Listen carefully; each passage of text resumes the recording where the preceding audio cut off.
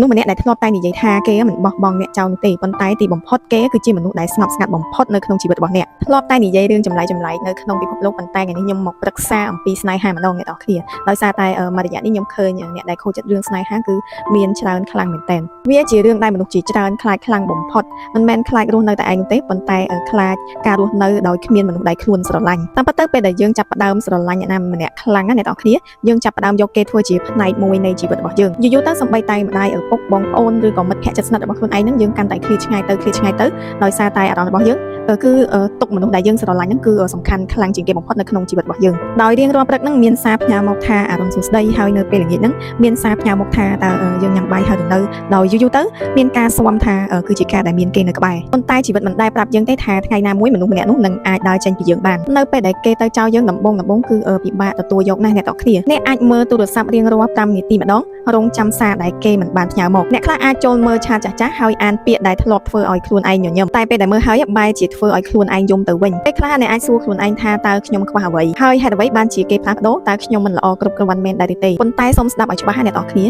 អ្នកដែលចាក់ចេញពីអ្នកទាំងគ្នានឹងមិនមែនមានន័យថាអ្នកទាំងគ្នាអត់មានតម្លៃនោះទេពេលខ្លះមនុស្សពីរអ្នកស្រឡាញ់គ្នាប៉ុន្តែមិនអាចដើរផ្លូវតែមួយរហូតជាមួយគ្នាបានហើយការដែលពិបាកបំផុតហ្នឹងគឺការដែលរៀនរស់ដោយគ្មានមនុស្សដែលយើងធ្លាប់និយាយជាមួយរាល់ថ្ងៃដំបូងអ្នកទាំងគ្នាគិតថាខ្លួនឯងដូចជាតេហើយពិភពលោកហ្នឹងត្រូវបាននៅតែឯងអញ្ចឹងណាកន្លែងដែលអ្នកទាំងគ្នាធ្លាប់ទៅជាមួយគេហ្នឹងក៏មានអារម្មណ៍ថាលែងហ៊ានទៅម្នាក់ឯងទៀតហើយបទចម្រៀងខ្លះធ្វើឲ្យអ្នកទាំងគ្នានឹកគេហើយរឿងតូចខ្លះក៏អាចធ្វើឲ្យអ្នកទាំងគ្នាយំបានដែរពេលវេលាវាមិនអាចលុបការចងចាំបានទាំងអស់ទេប៉ុន្តែវាបង្រៀនយើងឲ្យរៀនរស់នៅជាមួយវាអ្នកទាំងគ្នាកុំបង្ខំខ្លួនឯងថាត្រូវតែភ្លេចគេឲ្យបានរៀនធ្វើម្ដងបន្តិច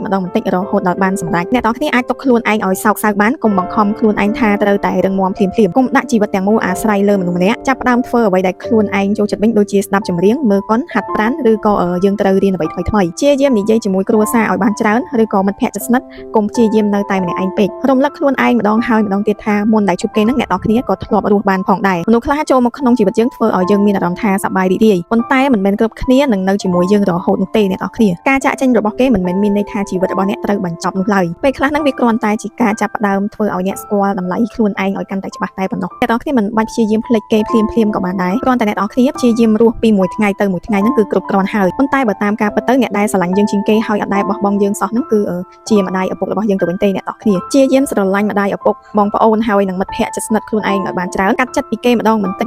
គឺមិនបាច់បង្ខំនោះទេហើយប្រហែលមិនមែនថ្ងៃនេះមិនមែនថ្ងៃស្អែកឬក៏ខែក្រោយនោះឡើយប៉ុន្តែថ្ងៃណាមួយអ្នកនរគ្នានឹងអរគុណខ្លួនឯងតែមិនបោះបង់ជីវិតចោលដោយសារតែមនុស្សម្នាក់នោះមនុស្សដែលស្រឡាញ់អ្នកនរគ្នាពិតគឺអ្នកនរគ្នានឹងមានអារម្មណ៍ថាអ្នកនរគ្នាមិនបាច់ត្រូវសុំការស្រឡាញ់ពីគេនោះទេបើអ្នកនរគ្នាមានភាពស្មោះត្រង់ថ្ងៃណាមួយអ្នកនរគ្នានឹងជួបមនុស្សដែលស្រឡាញ់អ្នកពិតជាមិនខានសូមកុំភ្លេចជួយ follow និង subscribe បើសិនជាអ្នកនរគ្នាចង់ដឹងរឿងរ៉ាវជុំវិញពិភពលោក